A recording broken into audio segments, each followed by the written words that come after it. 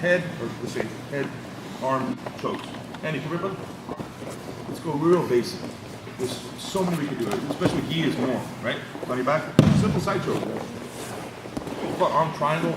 In my gym, we call it arm triangle when I triangle mount. Okay? But if it's on his back, I prefer not to. We'll do 2 variations. We'll go to something else, maybe a different arm, head type choke. Okay? There's all kinds of ways you can do these things. Here, he's face down, line behind, in front of the front. There's many of these. Basic as can be, and yeah, there's more advanced ways. We'll graduate to something different. Okay? The hand, and I mentioned probably 8 of you already.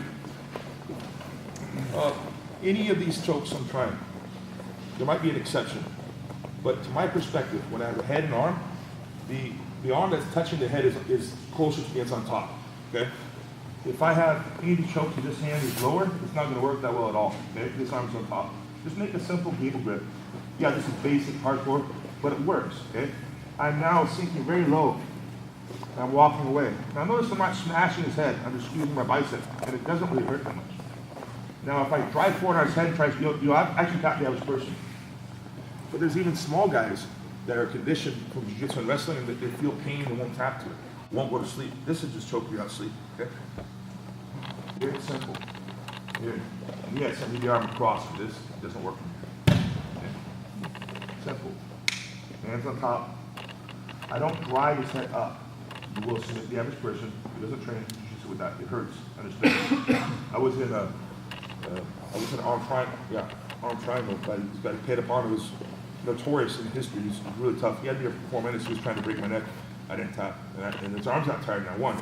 Okay, so you never know who you're gonna find. If someone has like flexible joints or maybe thick bones or something, this just chokes. Okay, simple. It's on top. We'll do a different variation right now. Notice I'm not smashing his head upwards. I'll walk away a little bit. People say you gotta walk away. You don't walk too far away, just enough. And I just sink and my shoulder down through his neck and I squeeze my bicep. I flex my bicep, okay? And this doesn't hurt that bad actually. Okay? You can breathe, but it'll eventually go to pass out, okay? If you see a star floating on your head, it means something's happening.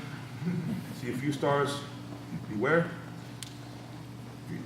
If you see like a dragon flying around your head, then it's too late. So try to tap before that. It's not like you're gonna die, but it's not healthy to go to sleep a lot of times. No, just tap. Okay, it's not hurt. You're like this. A few times though. A few times is healthy. Yeah, if you've never been put out to sleep, then you're not a real jiu-jitsu guy or girl. So yeah, who's been put out to sleep? I'm not supposed to, you're right. Go harder that triangle. It's going to happen eventually, right? You just get like, I think I can escape this and maybe you're a little wrong. Just go to sleep, okay? So the wind chokes, so you can't breathe, those suck more, they hurt more. And people just go crazy on these. These right here, they don't hurt at all, okay? Of course, there's many ways to this variation of this choke. The arm is on the neck is in perspective, closer to you. By the way, look, on these, look for the last move, the prove your neck tie. Check this out.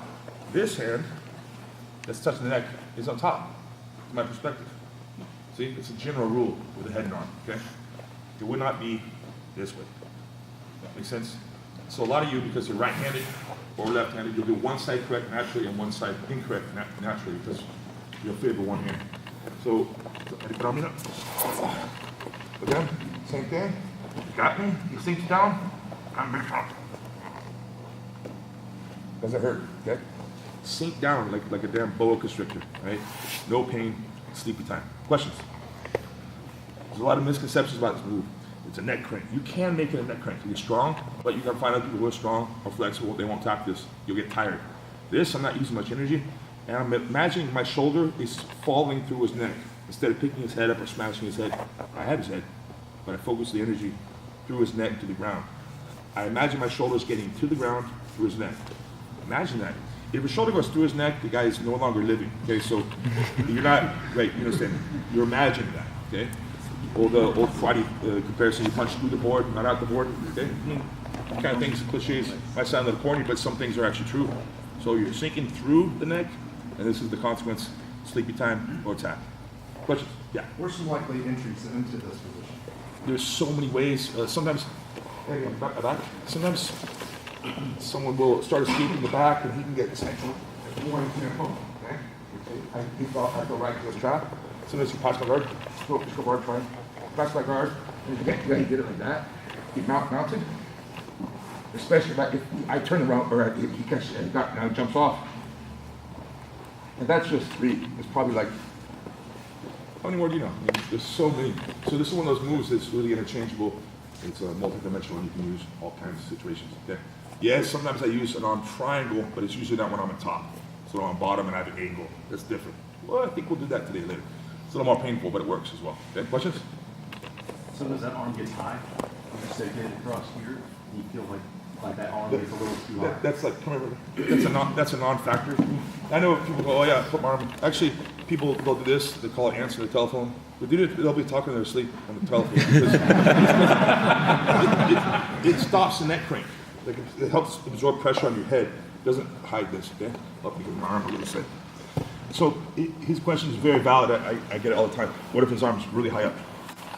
Might be a little better than if his arm was here, but it doesn't really matter. Okay, and now also he puts his hand here. That's also a very common defense. Okay, so how do you want to have your arm? Okay, so right there, fine. So notice if I try to smash his head, his arm's helping. Okay, I like to sink down, and I simply just squeeze my. It doesn't really matter. Like see, it doesn't hurt either. Okay, so put your arm real high. See right there. I still keep. I still do the same thing. Okay. See, it does work. Kind of waited for the last minute, dude. I think I'm fine. By the way, it's a quick thing. When you're training, tap or don't tap is fine. But don't put your hand out like you're going to tap, because you know, either escape or tap. So I'm done telling about the guy put his hand up. He's going to tap. Bro, you made the decision, just tap. Really. So, okay, just busting your ball. Okay. So, head and arm, choke, you can call it. That's not really what it is. Side choke. I'm on the side of him, and it's a choke. Okay? Yes, there's other variations. We'll do it soon. Okay? No last question? Let's go. Ready?